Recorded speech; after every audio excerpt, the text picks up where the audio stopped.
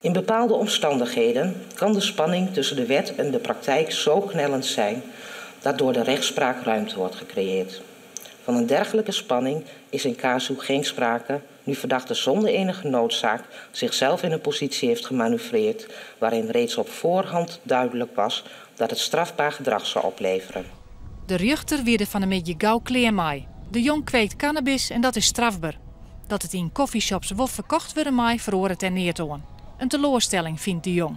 Ik hoop dat de rechter gewoon de recht zou houden en haar signaalfuncties zou gebruiken om de wantoestand aan te kaarten. Want je kan wel lang en breed lullen, maar in coffeeshops wietverkoop die zal toch ergens bij moeten komen en die wordt gewoon verbouwd. En waar verbouwt dat dan? Nevens de rechtbank werkt het zo makkelijk net. Dat de wet net aansluit bij de praktijk is net onder de rechtbank. Dat is net onder de rechter om daar een oordeel over te jan. Het is onder de politiek om dan eventueel voor de toekomst een oorbeleid uit te zetten, maar net onder de strafrechter. De jong laakt het om dat argument. Want de wet wordt in de praktijk helemaal net handhaven, zei hij. Als die wet nou consequent uitvoerd zou worden, dan zouden de coffeeshops toch geen onvoer. Hartstikke wel.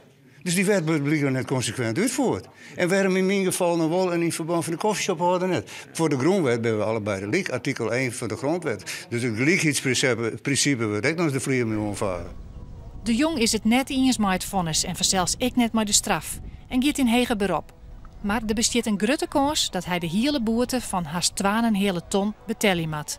Nou, dat is een behoorlijke ramp. Dan ga ik dus om crowdfunding denken gewoon. Dat misschien maar, als ieder cannabisgebruiker €1 staat, dan ben ik uit het probleem.